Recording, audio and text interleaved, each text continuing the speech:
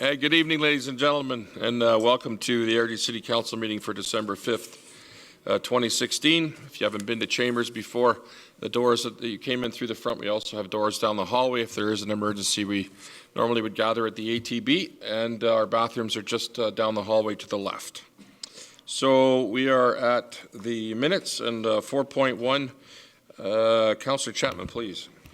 Your Worship, motion to adopt the minutes of the regular meeting November 21st, 2016. Thank you. All those in favor? It's unanimous. Thank you very much. Actually, can I get a motion to excuse Councillor Hunter? I just realized that. Please. Deputy Mayor Haig, all those in favor?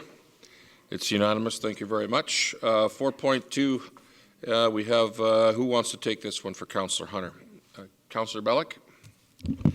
Thank you. Through the chair, I'd like to acknowledge minutes of the Environmental Advisory Board of March 2nd, April 4th, June 1st, and September 7th, 2016, and the Municipal Planning Commission of October 6th, 2016, and the Airdrie Library Board on June 28th and August 30th, 2016.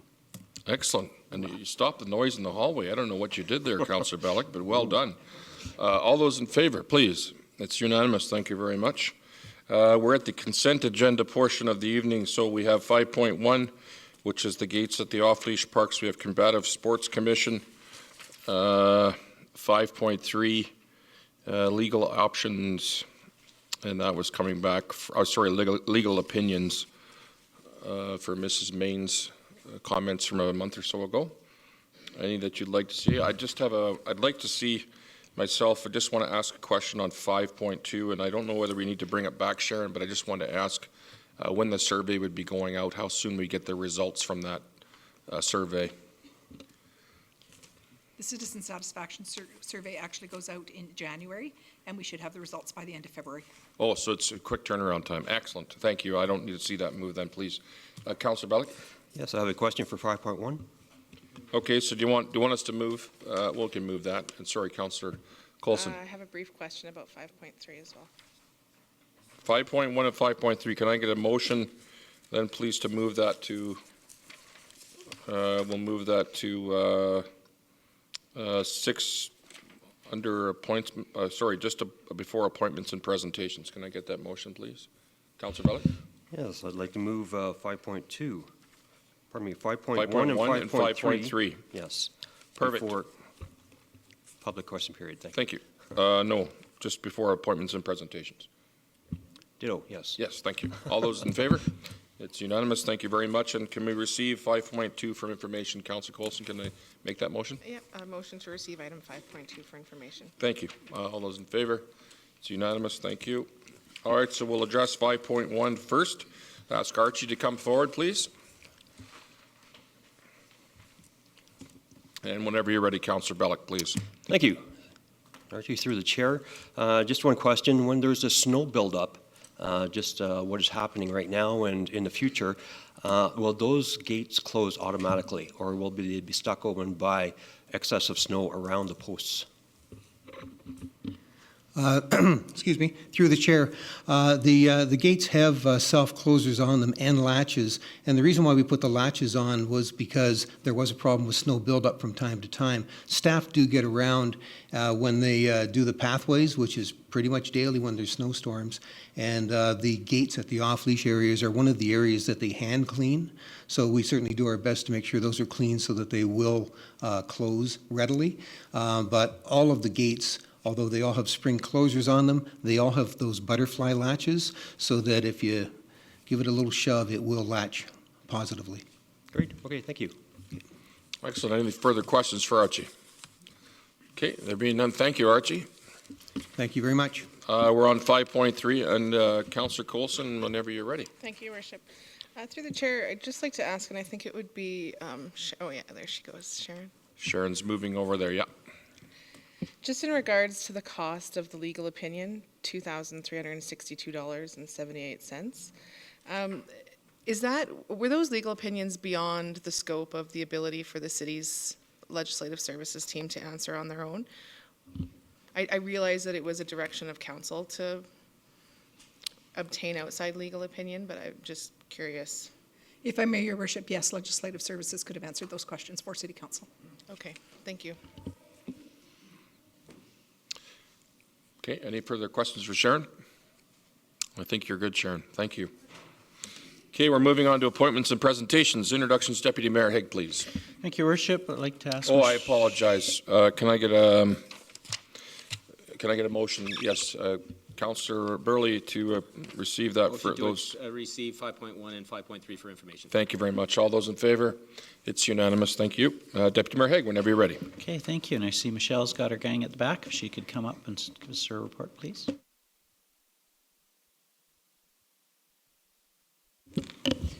Good evening, Your Worship and members of Council. This evening we have a presentation from Airdrie Minor Hockey. We have a lot of young folks that would like to just sit in the front for a moment while Stacey Carefoot, the General Manager of Airdrie Minor Hockey, and Anthony Garland, one of the executive members of the association, provide you with a bit of an update on their funding contribution and their repayment plan to the City of Airdrie. Just by way of background, as Council will recall, prior to building Genesis Place Phase 3, the Twin Arenas, each of the ICE user groups signed an agreement to pay back to Council 5% of the construction costs. This is year 4 out of 5 for that repayment. And with that, I'll turn it over to Stacey and Anthony Garland to give a highlight from Airdrie Minor Hockey.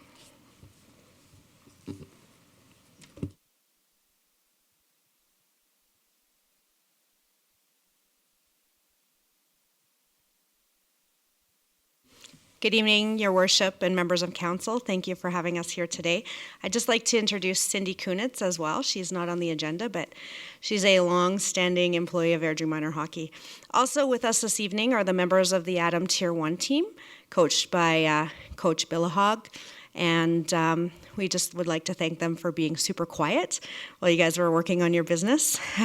I'd like to thank Michelle as well for orchestrating our Raise the Rinks payments. And I'm not going to take up much more of your time because I'm going to hand it over to Mr.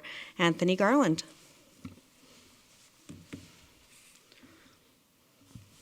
Good evening, Mayor and Council. We wanted to present you guys the check and give you an update of kind of like what the what we've been experiencing within AMHA. As of lately, hang on one second.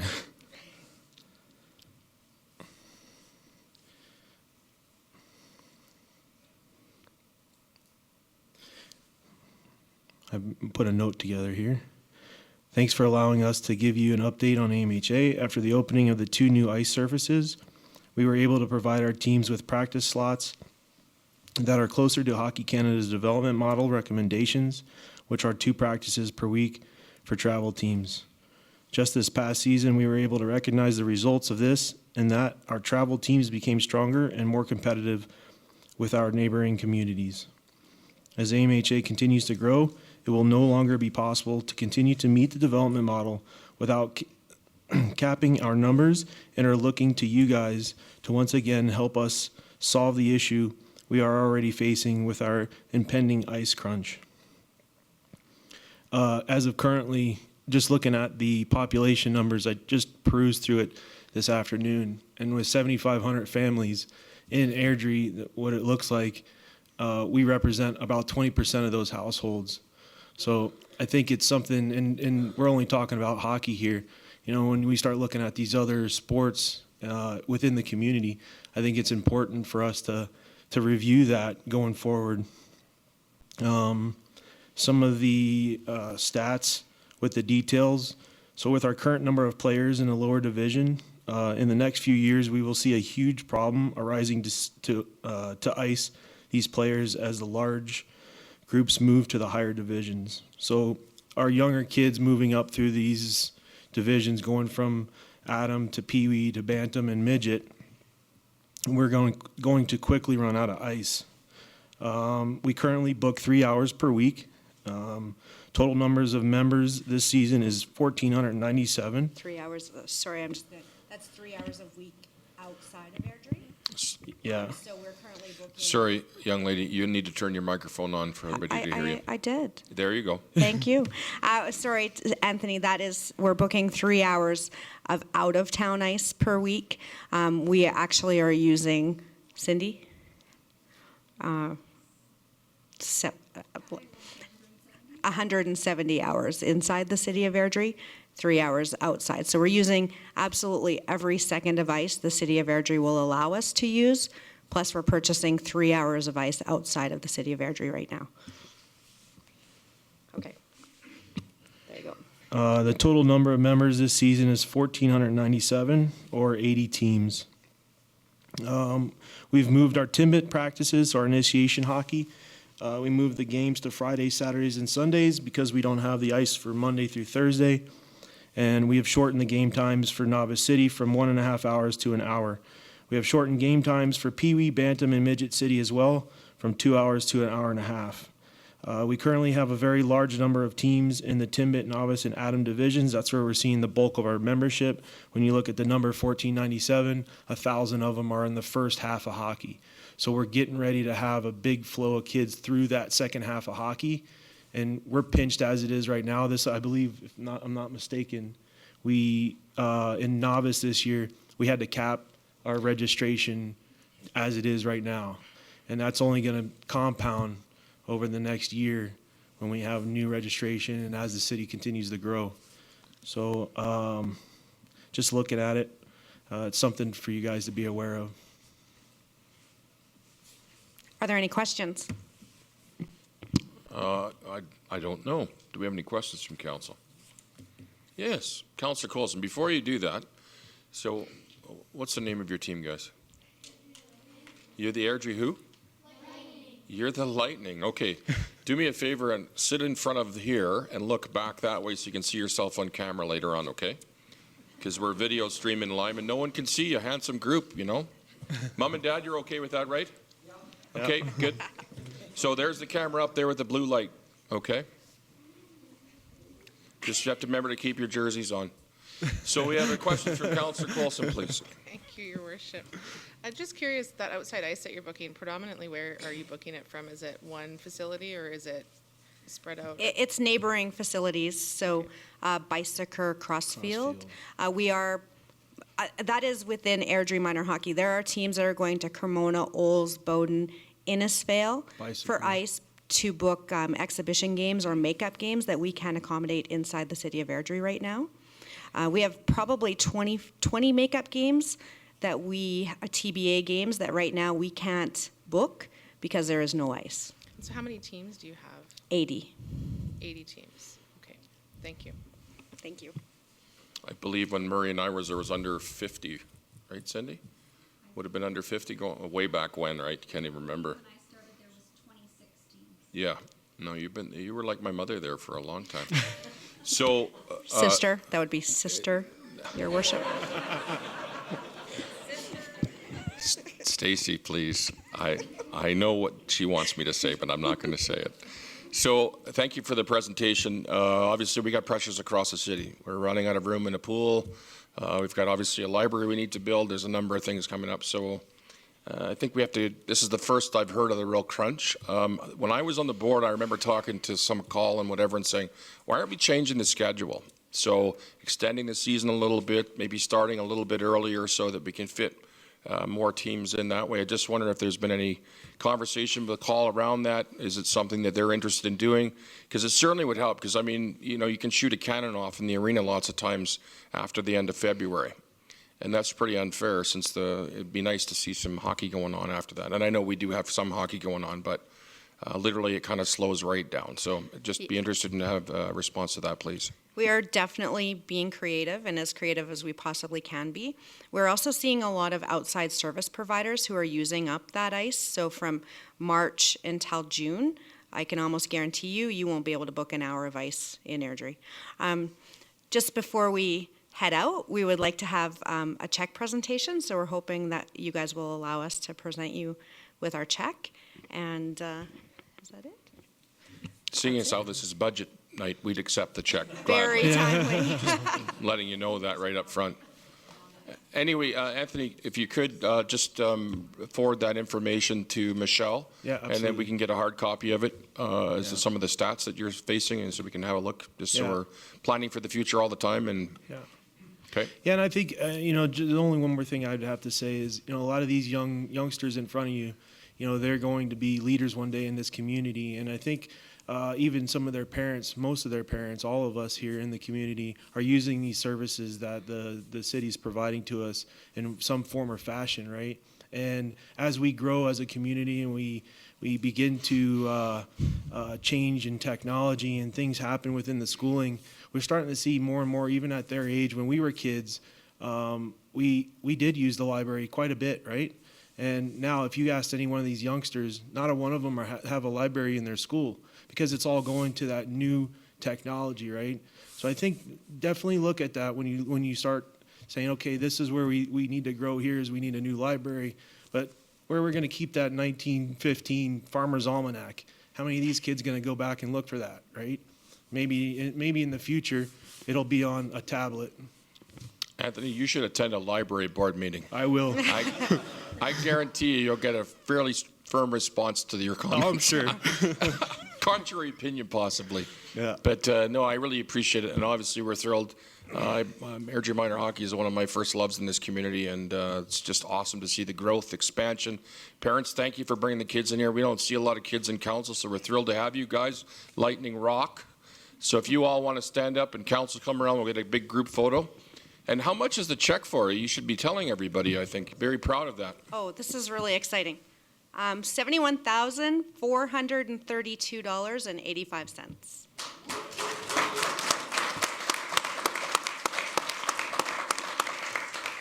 And just for public interest, this is our second last payment to finish off a $469,000 contribution.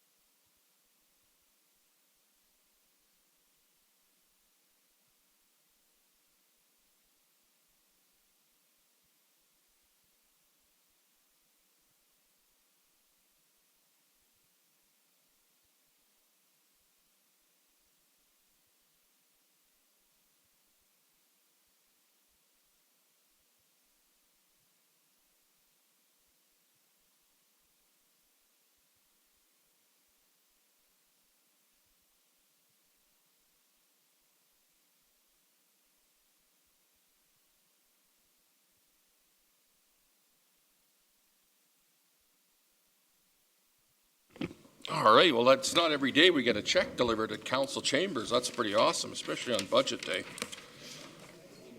So we're moving on to 6.2, and we have Councillor Burley for introductions, please. Oh, I apologize. Councillor Haig has a motion. Yeah, Deputy Mayor, I guess, please. Thank you, Worship. Just thinking Jagger remembers those days playing in the arenas, hey, for sure. I'd like to move that we accept the report and the check for information, Your Worship. Excellent. All those in favor? It is unanimous. Thank you, sir. Councillor Burley.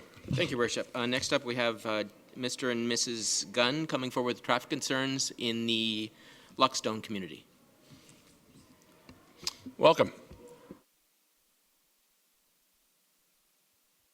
Would somebody mind going out and just tell them to just try and keep their voices down, please? Thank you. Good evening, members of council and Your Worship, the Mayor. I have a presentation here I'd like to share with you. Now, am I going to be able to manipulate the controls from here? The parking proposition, the PowerPoint presentation. Yeah.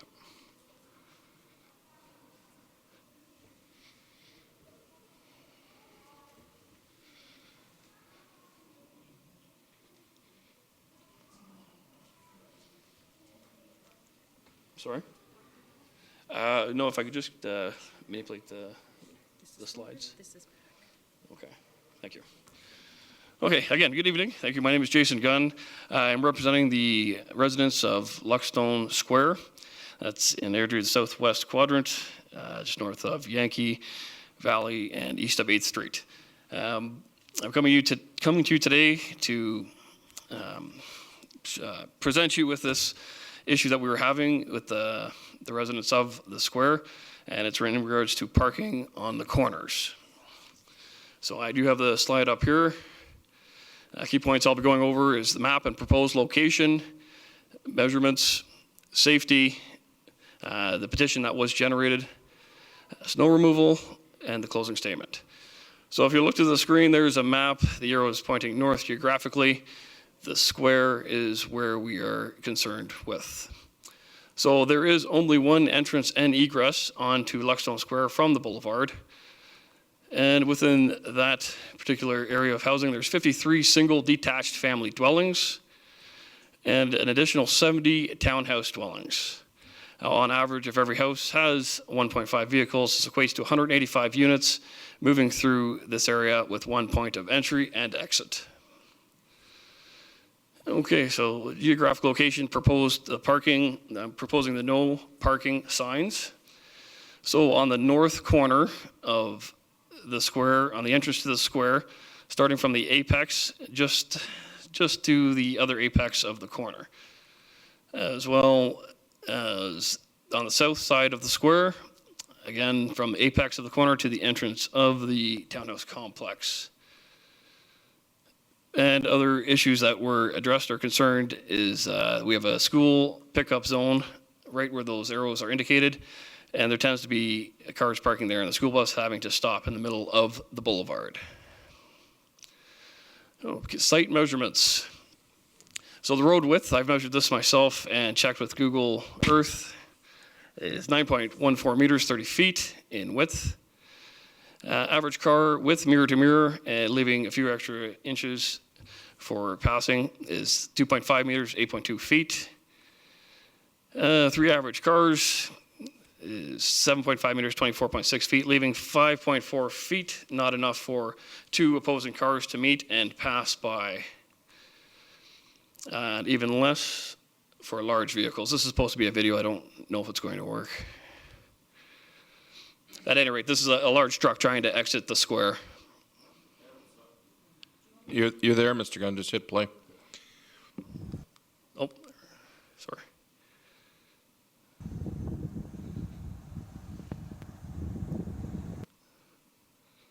So a short video. It's there's not much room, especially even when we do have large vehicles trying to exit and enter onto the square.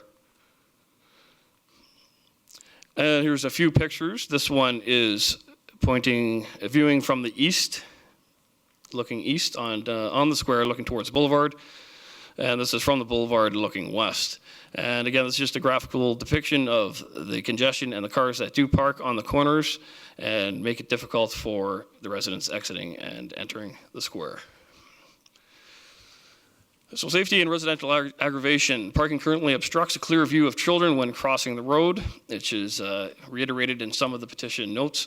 Residents of 700 Luckstone, which is the first house when you enter onto the square, have an obstructive view from vehicles when leaving their driveway, as the apex is such that the cars block any other oncoming cars and obstructs their view. Accidents have occurred at this intersection due to congestion. Multiple vehicles entering onto the square may be stopped in the middle of the road waiting for vehicles to egress. And on occasion, vehicles have been made to reverse to accommodate larger vehicles. Vehicles parked on the street impede the flow further when exiting their car, door swing onto oncoming traffic.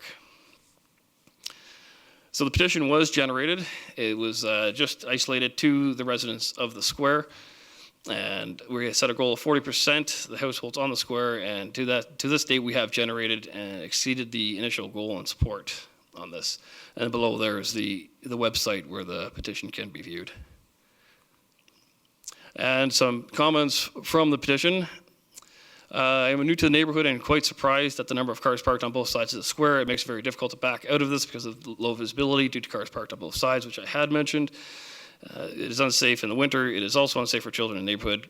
Congestion at the corner of the square and Lockstone Boulevard is unacceptable and definitely unsafe. From Heather. Mike M. Very unsafe area all year round when cars are parked both corners of the square and the boulevard. Traveling on the boulevard either direction coming onto the square, visibility is zero from parked cars both corners. In spring 2014, the vehicle was damaged on the square. A large pickup parked in the square and blocked the driver's visibility. There was no space to maneuver, and the vehicles were tightly parked on both sides of the street. Alina lives there with 2 small children, and crossing the street with them feels unsafe as people are not only speeding down the boulevard but whip around the corner, blind without caution, due to the visual obstruction from parked cars. And one more from Braun S. This roadway access has been an ongoing issue for us over the past 9 years. In the wintertime, it gets very narrow and slippery, which leads to many close calls. Please address our concerns. Winter months and snow removal. The parking situation creates an even larger safety concern.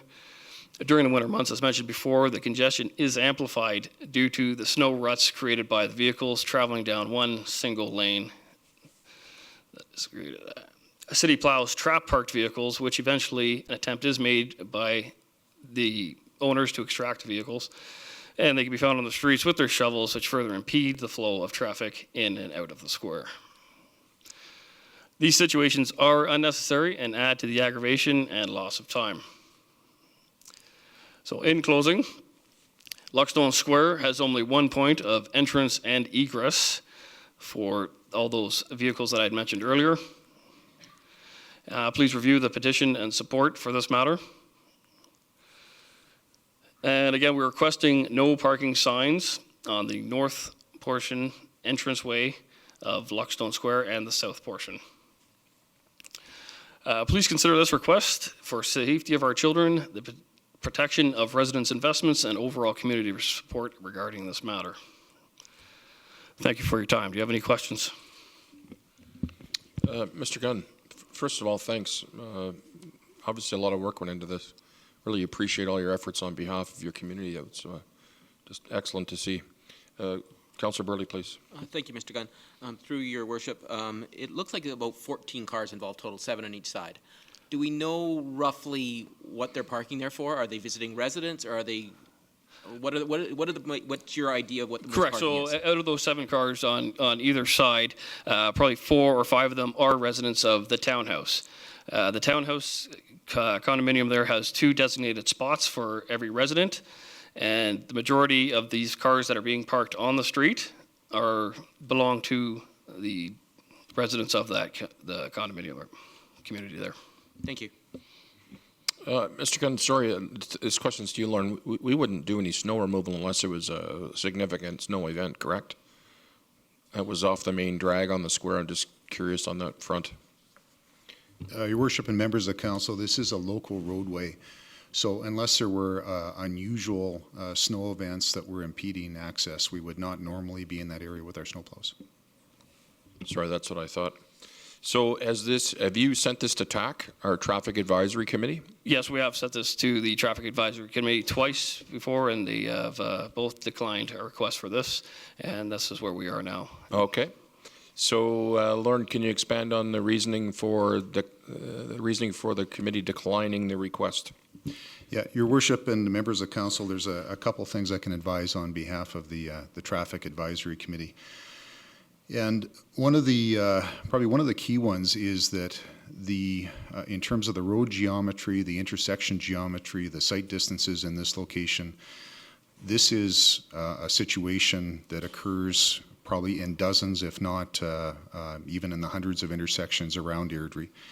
I think Traffic Advisory Committee is mindful that sterilizing parking in closed residential areas typically results in that parking being displaced and creating issues elsewhere.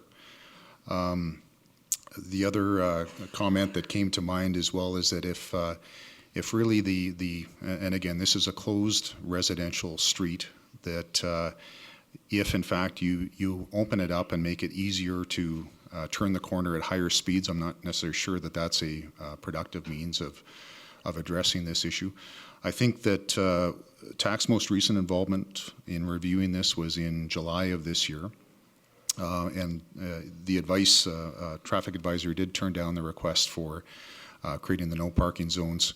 I understand that our enforcement personnel have been out there more so monitoring post first snowfall, but I think they have been out there on regular occasions. I know Luckstone as well as some other collector roads in town receive a regular presence from our municipal enforcement folks as well. So certainly happy to bring back a report with more details from the Traffic Advisory Committee and their perspective to share with Council for them to review that if that is your wish.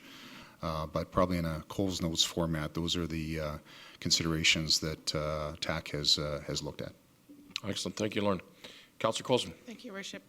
Through the chair, Lauren, I'd just like to know if, I know in other neighborhoods that there have been no parking signs, maybe not quite as lengthy as the one that's been requested here tonight, but just to kind of take it back that one car length so that you don't have people parking as close to the end of the intersection as possible. Was that a thought given by TAC? Like, were there other options looked at? I know Stonegate has one in that, just outside of that townhouse complex.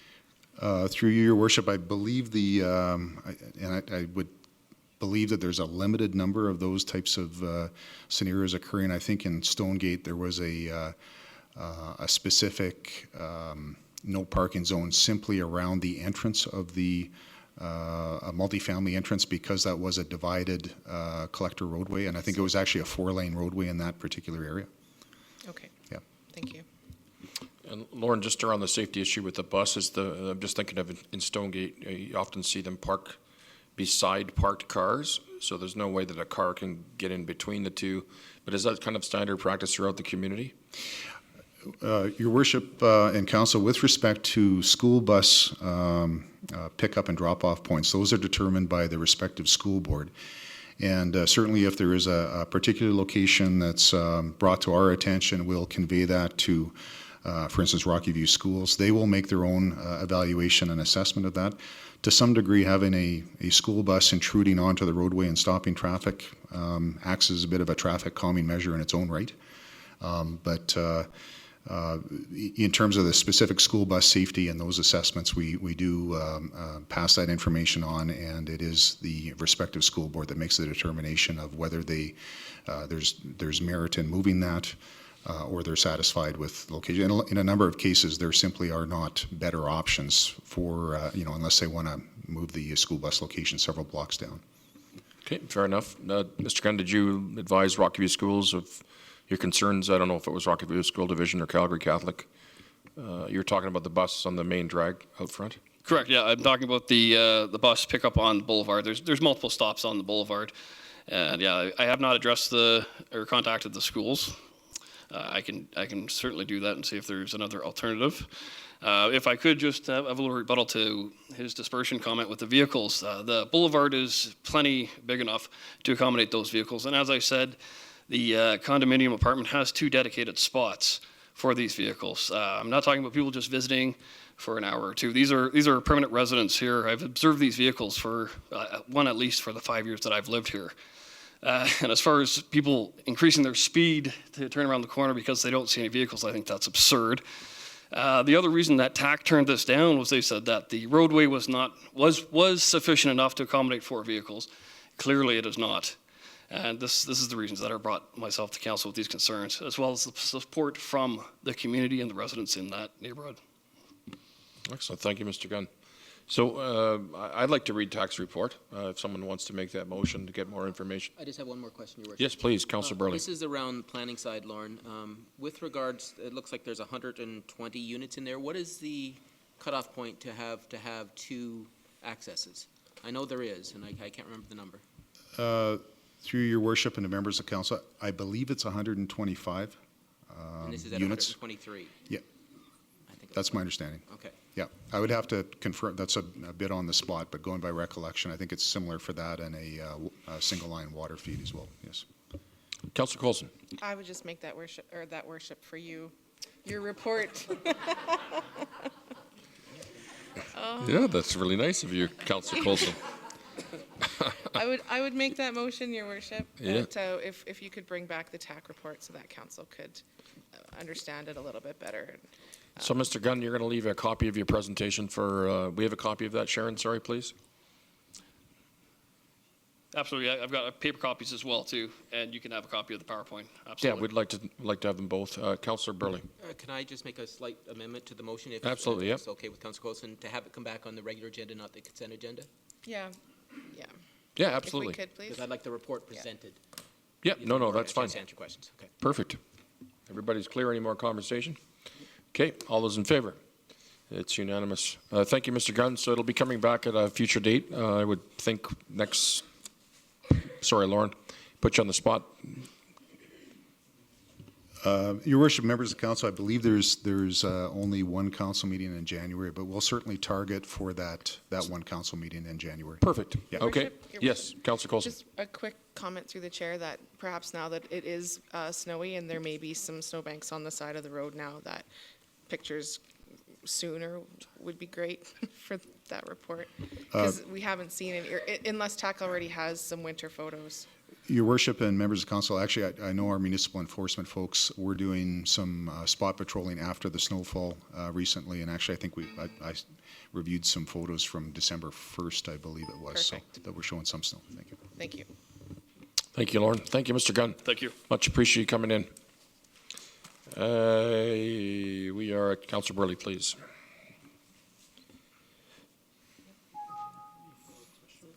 Oh, that, we've already made the motion on that, your worship, that one. Oh, I apologize. We're at public question period. Sorry. Thank you, your worship. And I'm wearing my glasses. Item number 7 is public question period. Certainly invite anybody to come forward if they have any questions for council. Welcome.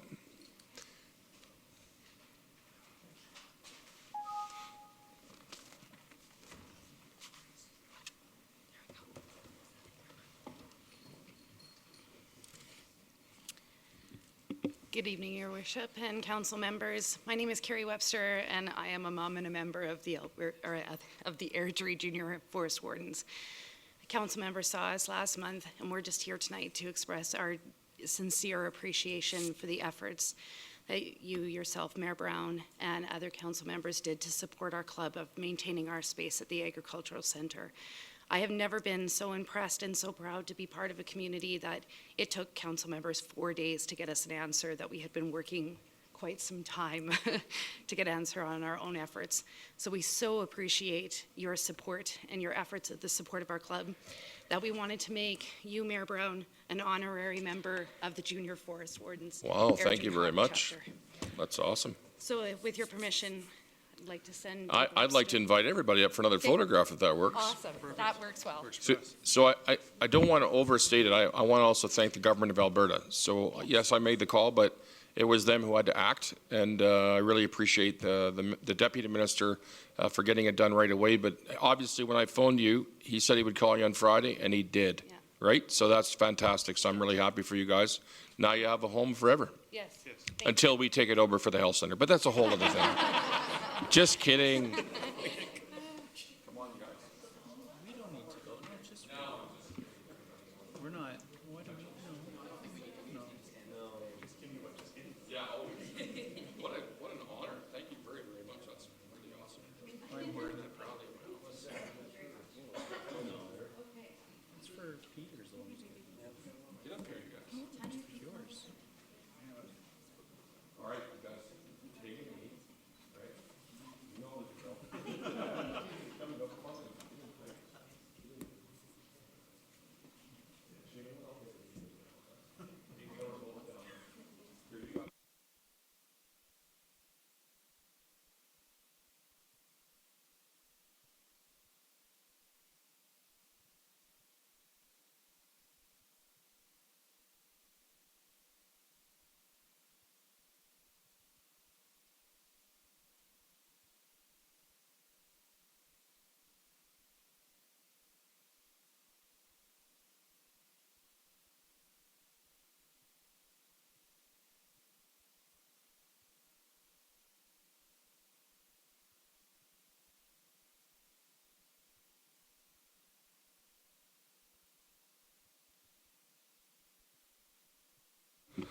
When's the first meeting before you leave? I may just have to show up. Tomorrow night at what time? Oh, I'm busy. No, I'm just kidding. Tuesday at 7. I'll look forward to it. Thank you again. And I will invite anyone else who'd like to come forward and make a presentation to the mayor. It's very nice. Thank you. Now, public question period. If there's someone here who'd like to ask a question of council, feel free to come forward. No, there being none, we're going to move on. We are now at... If I may, Your Worship? Yes, you may. If you could please acknowledge 7.1, that would be awesome.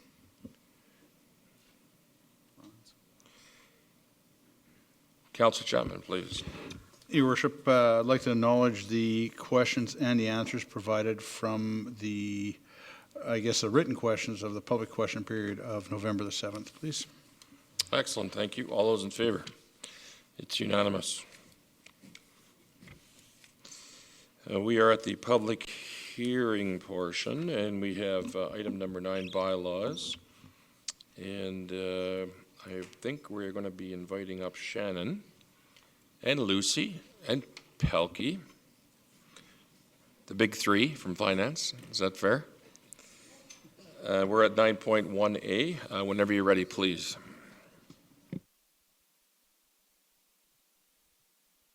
And no disrespect to other financials that are in the audience, but you're all up here.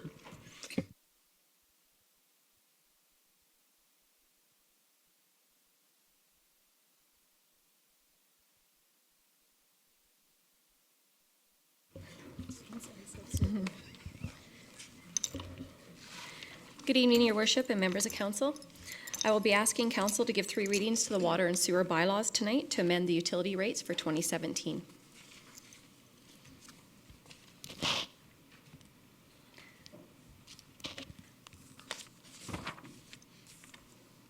Here are the current 2016 utility rates along with the proposed 2017 rates that were approved by the Council Budget Committee in November. Just a reminder, the bulk of the cost in the utility is heavily tied to costs coming from Calgary. And Calgary has already approved their utility rates for 2017, and they will be increasing by over 9% next year. Airdrie rates are set to increase by 7.2% for water and sewer in 2017, and the average bill with 15 cubic meters of consumption is set to increase by just over $6. The top chart on the slide shows the water and sewer rates for each of our benchmark communities in 2016. And the bottom graph shows the proposed 2017 rates for Airdrie as well as the approved 2017 rates for Calgary. The average water rate and sewer rate in Airdrie is significantly lower than in Calgary.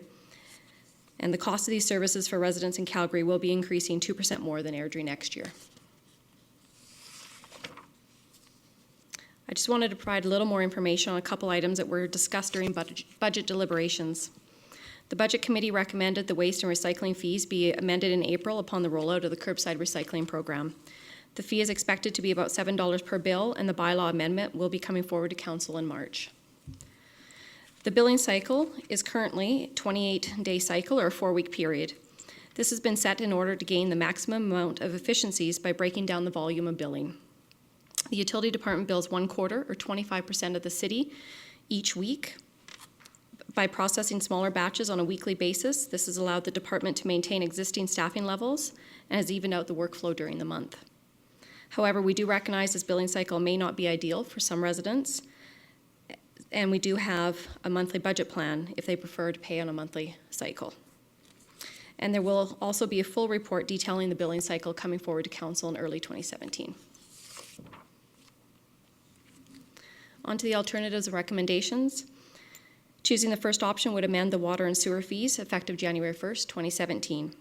Council can also choose to table or defeat the bylaw at this time, which may require amending the 2017 budget. Administration is recommending that Council give 3 readings to each of the bylaws to amend the rates for 2017, as endorsed by the Council Budget Committee. That does conclude my presentation tonight, and I would be happy to answer any questions. Well, that was fast, Shannon. People don't really understand why Calgary residents pay more than us. Can you just elaborate a little bit? I mean, I know why, but for people that are maybe watching, I mean, we're their largest bulk water customer, and we manage all of our own infrastructure, whereas it would be opposite there. That's the real reason why, correct? That is correct. We have less infrastructure costs in Airdrie than in Calgary. Excellent. Thank you, Shannon. So if, for the folks that are at home, you're watching here, that we went through all of this over a 2-day period, and we vetted this information. I doubt there'll be questions as it relates to this bylaw, but put it to my council colleagues if you have anything to ask. No? Okay, well, we'll get started then, Shannon. Councillor Coulson, please. Thank you, Worship. Just on a side note, Shannon, you really upped the bar on this presentation with the floating water in the background. I don't think we've had a moving background yet at council. So anyways,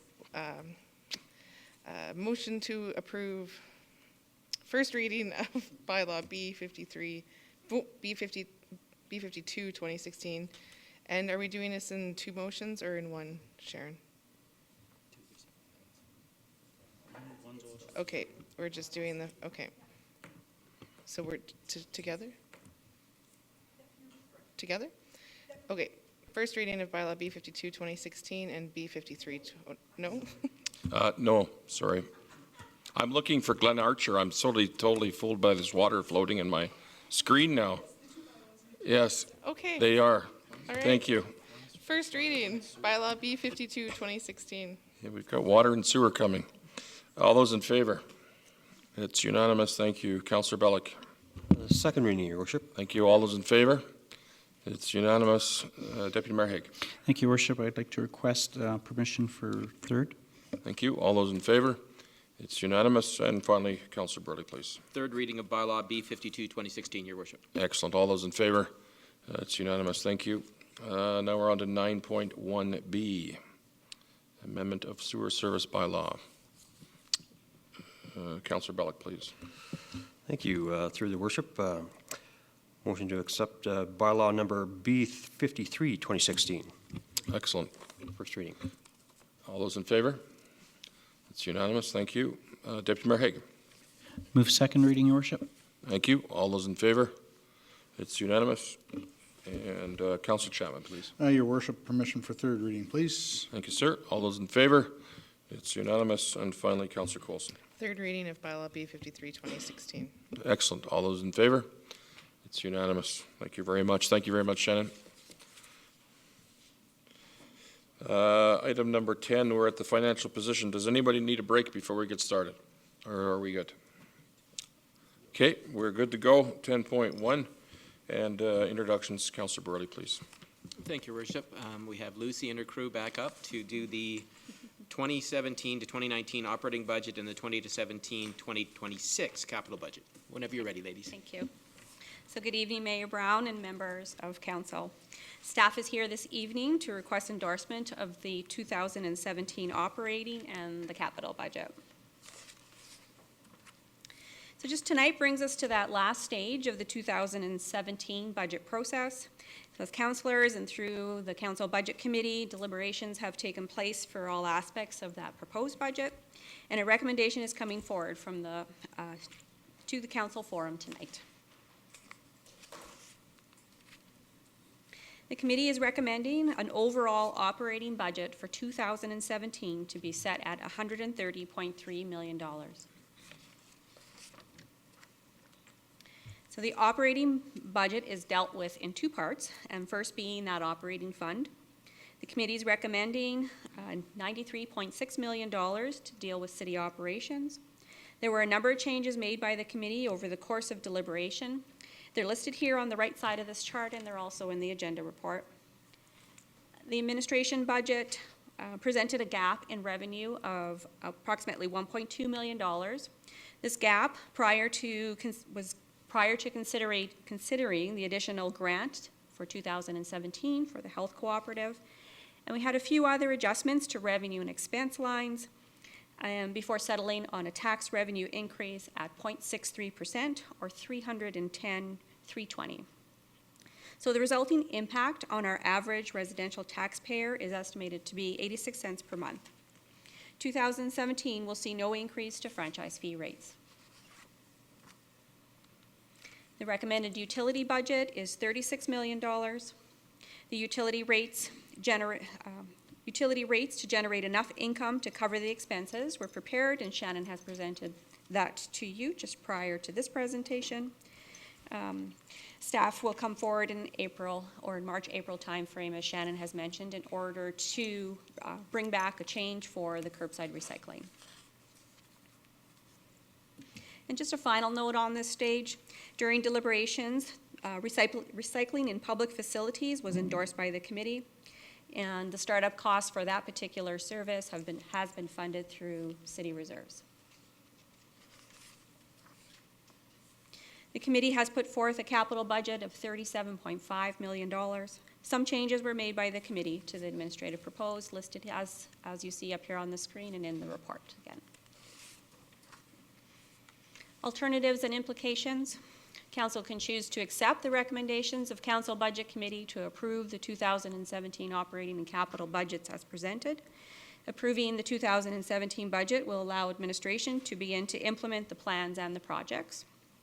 Council may choose to amend the recommendations of Council Budget Committee for 2017 operating and capital budgets. And thirdly, Council can choose to table the recommendations to the last meeting in December, if so chosen. If we do not have an approved budget by the end of December 2017, there will need to be an interim budget put in place. And at some future date, when there is an approved 2017 budget, we will have to rescind the interim budget. And the recommendation is to endorse the recommendations of Council Budget Committee and adopt a 2017 operating budget of $130 million and a 2017 capital budget of $37.5 million. And secondly, to accept the 2018-19 operating plans and the 2018-2026 capital plans for information. And we're available for any questions. Thank you, Lucy. So for those of you who don't know, Council makes up Council Budget Committee. The vote was 6-1 in support of the operating budget, and it was unanimous for the capital budget. We vetted it over 2 full days. The process is actually online if you wanted to capture some of the discussion. I thought it was on behalf of Lucy and Pelkey and their respective teams. I thought it was an excellent process this year. I thought there was great dialogue amongst the members. People were encouraged to share. The directors were always there and available to answer any questions, so I really want to thank everybody associated, because I really enjoyed the process more than I have in the past, and no disrespect to anybody, but I just thought it was great to see so much dialogue between the members and the feedback that we received and the level of detail that was asked for and responded to by our management team was very, very high, so thank you for that. Do we have any questions or comments from any of my colleagues? Councillor Bellick, please. Thank you, through the chair. Once this deliberations had been finalized, I was talking to many residents throughout the city of Airdrie, and many of them, well, I wouldn't say many, some of them were saying, oh, it's because of the election next year. And I'd just like to point out that no, the election never came into it next year. A lot of tough decisions had to be made for this year, largely because of economic times. And I just like to point that out to everybody, that we were looking at the welfare of the citizens of Airdrie rather than our own personal gains for next year's election. So I just want to point that out, that largely because of economic times. Thank you. Any other comments or questions? Yes, Deputy Mayor. Thank you, Worship. And then just as you had done earlier, I really would like to commend staff for putting this together in such a way that we could bring in, well, I assume we'll bring in the very minimal slight increase of 0.63%. And also to staff, again, just the sacrifice that and making the decision for the COLA that you will be making this year. We appreciate that. Thank you. Okay. If there are no other questions, we'll get right to the motion, please. So we have a motion to endorse. Councillor Burley, please. Thank you, Worship. Then I'll make the motion that we endorse the recommendation of the Council Budget Committee to adopt the 2017 operating budget and the 2017 capital budget as presented, and accept the 2018-19 operating plans and the 2018-26 capital plans for information. Excellent. All those in favor? It's unanimous. Thank you very much, ladies. And I'm sure you're working on 2018 tomorrow. Yeah, it doesn't. I was at the fire hall earlier. They're already talking about the 2018 budget. Doesn't take long before we have to move into the next budget cycle, but if I could, I'd like to also thank council for this year's process. We too felt it was an excellent process. So thank you very much for all the comments, and we look forward to next year. Excellent. Thanks, Lucy. Pelkey and Shannon. All right, so business arising, there are none. Now I'm starting to talk. So we'll, first of all, we don't have any agenda reports, so that's good. And we're moving on to correspondence. I believe everybody's seen the correspondence. And just to let everyone on council know, I was, Mrs. Lauer said it was okay to forward her letter onto the cooperative board.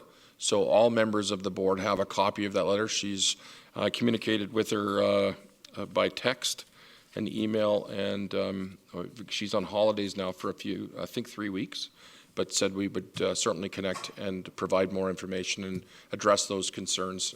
And I know that Doug Smith, our resident expert, was going to be addressing her as well. Okay, so I just want to let you know that. Sorry, Sharon, go ahead, please. Your Worship, members of council, just to reiterate what Mayor Brown had to say, we did receive a piece of correspondence from a resident just expressing their concerns with respect to the city supporting the Airdrie Area Health Benefits Cooperative. Excellent. Can I get a motion for the correspondence? Councillor Coulson, please. Motion to file the correspondence, Your Worship. Thank you.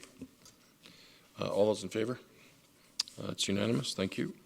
Board member reports, starting to my right. Councillor Coulson, please. Put me on the spot. I wasn't expecting the meeting to be done this soon, and I thought I'd have lots to say, but we do have the staff Christmas party coming up. I know all of council was invited, so it would be nice to see you there. Oh, you know what? Yeah, I would like to talk about item 5.3. And I know at one point we had a question come back as far as questions arising to staff and the amount of work and hours that goes into responding, maybe even to repetitive questions. Sharon, I'm sure you brought back a report on that, and staff were looking for a way to kind of put a stop to that. But I'm looking at this cost of over $2,000 to get an outside legal opinion when that could have been handled in-house.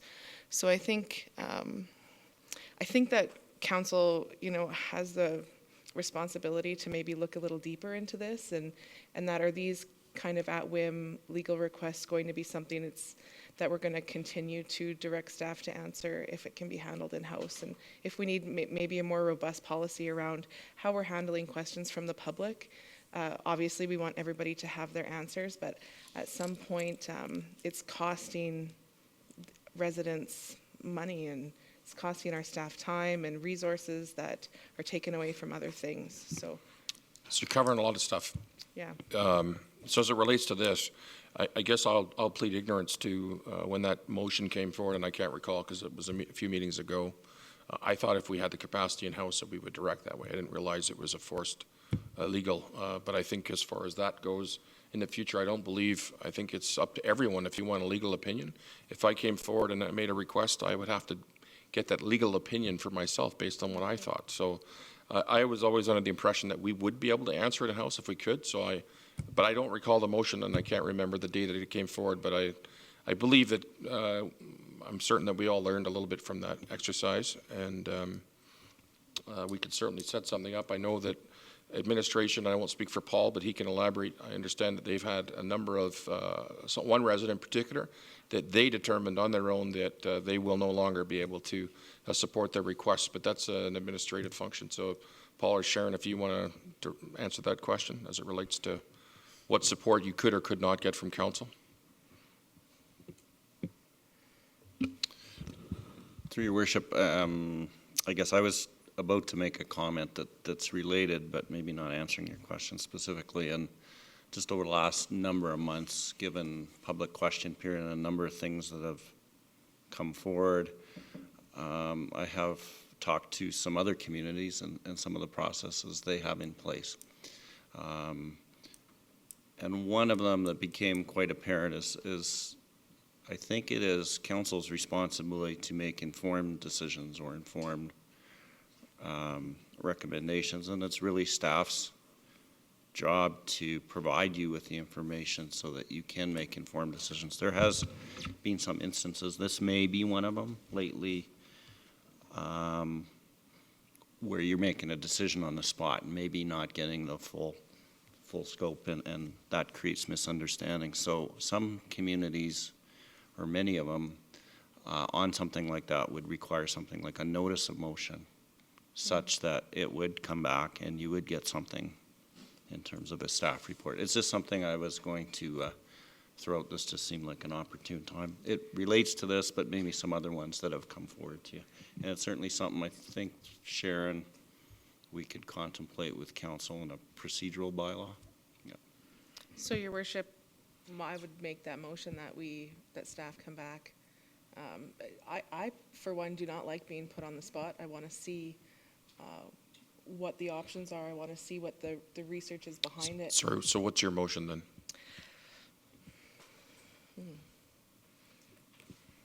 My motion would be that staff return back with a report as far as impromptu motions coming forward through our question period, and how we can better support our staff in being able to respond to those motions, and better support council in having to make on-the-spot decisions. Well, in fairness, no disrespect to city manager, but that's his role That here. would, and that would be this motion To as advise well, us right? Yeah. beforehand. So, yeah, I'm very comfortable with that.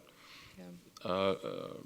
Sorry, Sharon, did you capture that in your language? Because I know you love to make it sound a little more legislative. I would like to apologize because you are having to translate very roughly for me tonight. That's okay. You're a counselor. You're a counselor. What are you reading that as, so I can let everyone else know? So what I've written down at this point is basically that Councillor Coulson moved to direct staff to report back with respect to options to deal with impromptu motions coming through public question period, which will better provide staff and council with an opportunity to respond. Boy, you're a great interpreter. That captured your, I figured it would. All those in favor? That's unanimous. Thank you. Thank you, Councillor Coulson.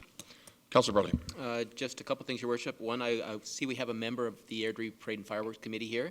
I just want to commend them on the parade. It was an excellent, the organization, the volunteers, everything was great. It was a great night, and the crowd loved it. So I just want to congratulate your committee on that. Yeah, it was outstanding. Deputy Mayor Hague. Nothing, Your Worship. Thank you. Councillor Bellick. Councillor Chapman. Just to echo Councillor Burley, thanks for the work. Everything went great. It was a nice night. We had to be elves, but you know, oh well. We all look sort of cute in our hats. Some people got to ride, others had to walk. Yeah, but my pants were down around my ankles and the horse kept jerking the wagon. It wasn't that much fun, just saying. It was an awesome parade. So thank you, Christy, and your team, for sure. It was the kids, they were having a blast, and you were a very large elf, just saying. You scared a lot of the children. You scared Deputy Mayor Hague. He didn't realize you'd be with a giant elf either. So yeah, it was a great time. Everybody was smiling, and the amount of kids just blew me away. Once again, food drive, the mayor's food drive, and other DBC contractors, Marlene and Iola, they come every year, 7 years in a row, sit there all day, collecting money and food, and you should see the generosity. Again, blown away by the community and what they are willing to give. People would walk by, they'd stop, you could see them, and they pull out 20 and 50. First person I saw dropped 100 in the bin, right? I mean, it's just unreal in the community that we live in. I do have a question for Michelle as it relates to the bus benches.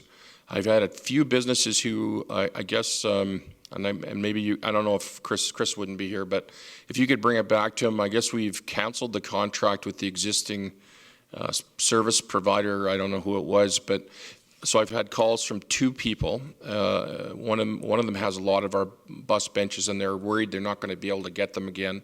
So my question is, are we prioritizing? Yes, I will remember that. Are we prioritizing? So if I book the bus bench, and apparently it takes a while to actually get the bus that you want. So now I have it, and apparently the contract was canceled, and they're saying that no one advised them of this. They spent money on artwork.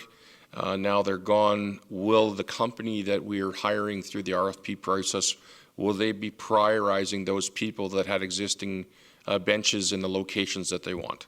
Sorry if I put too much into that question, Michelle. Your Worship, I'll try my best to answer your question. The process is that we went out to RFP for bus benches and shelters, which are new, some time ago, knowing that the existing bus bench providers' contract expired September 30th. And as we go through the negotiation with the proponents that are successful, those details will unfold. But the existing bus bench contract did expire September 30th, and we are through our procurement process, going through a competition to see who will be the advertiser on bus bench and shelters for the future. So within the terms, I can't speak to specifically, can we guarantee that a business who had bus bench XYZ will get that same bus bench?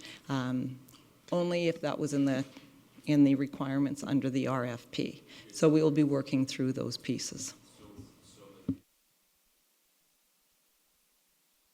Maybe calling the city. Once we finalize negotiations with the contractor, then those businesses will know who the successful proponent is. So can I direct them to Chris or Yes, Barb Imler, and they'll be able to absolutely. give them all the details? Yes. Excellent. Okay, thank you very, very much. Just a question to Lauren on the downtown plan redevelopment. So, and I've heard this from Councillor Coulson, Deputy Mayor Haig, on the library piece. So we've been talking about it for so long now, it's just feeling like we're going to stretch it out again. And I know this was brought up in budget deliberations, but how soon will you be back to sort of say this is kind of where we're seeing it? And is that picture in that plan when you go to the public for consultation? And I know it's, and sorry, I'll add to the public because we're going to have, maybe, you know what, Sharon, let's do the AMSQ update first, and then I'll let Lauren answer the question if that's okay. Then everybody can see how AMSQ is going to be changing. Thank you. Did you want me to tell everybody? Oh, sorry. Okay, well, I can do that. I forgot I'm the chair. I might as well do that. So we are, as of April the 1st, we will be going to, so currently AMSQ board is made up of 2 members of our administration, Paul and Lucy, and the rest of council. That's going to change to 3 representatives from council and 4 representatives from the community. We'll be looking, we haven't determined yet the skill sets that we're going to be looking for, but obviously they'd have to have some background in leasing and commercial and that kind of thing, but that's still to be finalized. I don't believe there was another piece. Am I missing another piece there, Sharon? I don't have my iPad, I apologize. Oh, I can use Paul's.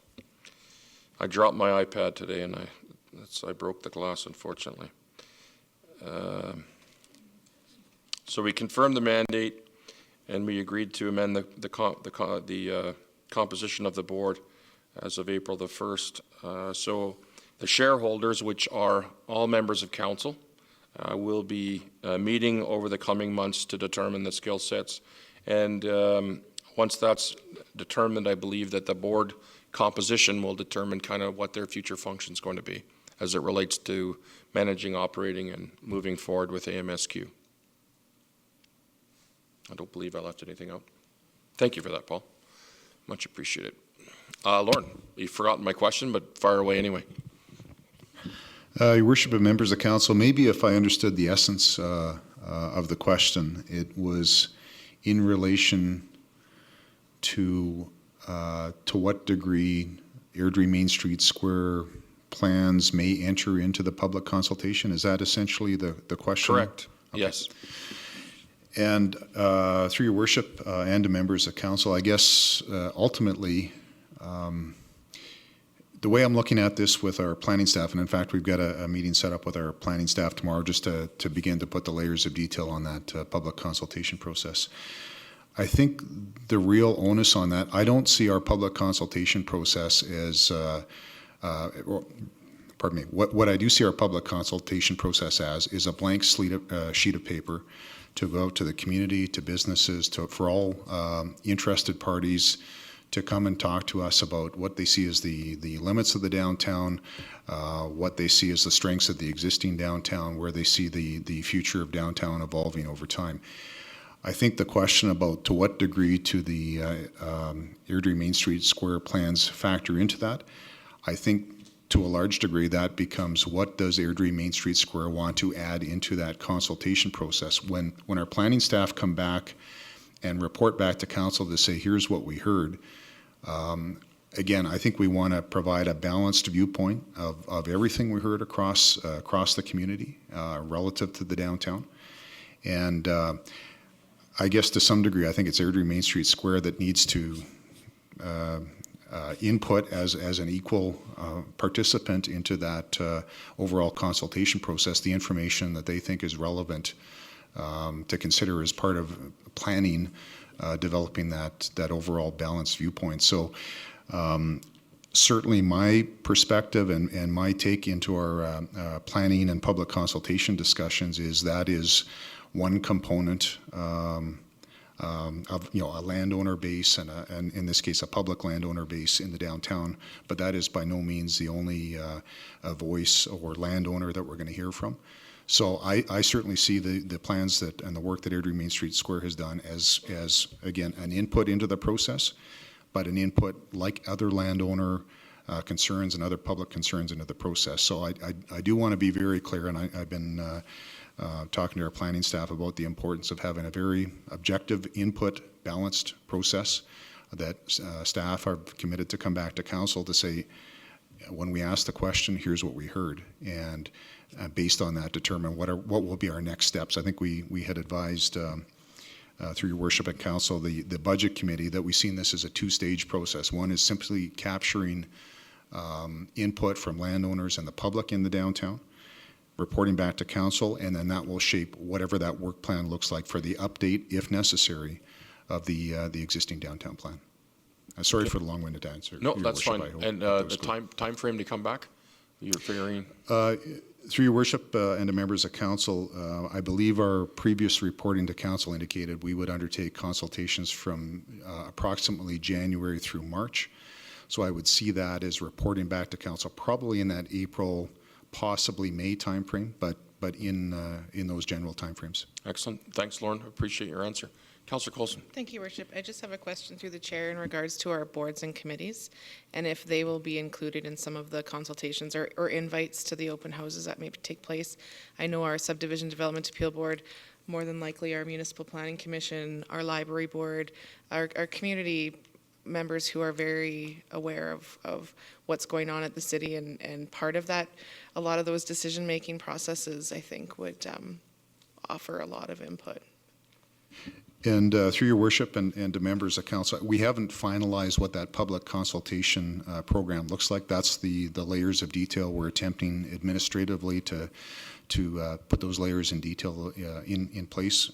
Excellent observation. I know that those requests and those are key stakeholders in the overall discussion as well. So we want to include advisory boards and get that input as well. I guess my point in the Airdrie Main Street Square plans earlier was just that it's very important for planning to be objective with respect to the input being received and not to favor input from one over another. In terms of body, advisory body, landowner, public participants. I think we just want to get the largest possible spectrum of participation in the process, including the advisory boards and key stakeholders that you referenced, but certainly we want to be able to distill that down into a balanced viewpoint for the overall process. I agree. Thank you. Thank you, Councillor Coulson. Thanks, Lauren. I believe we're done with board reports. Mr. Schultz, council follow-up, please.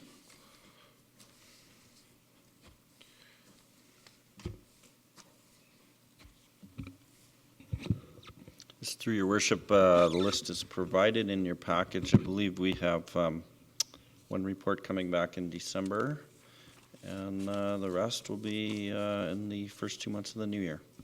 If there's any questions, I'd be happy to answer. There being none, thank you very much. And we'll see you all at the next meeting. Thank you very much. The meeting's adjourned. Thank you, Sharon. Thank you, Carrie. This is for Councillor Coulson.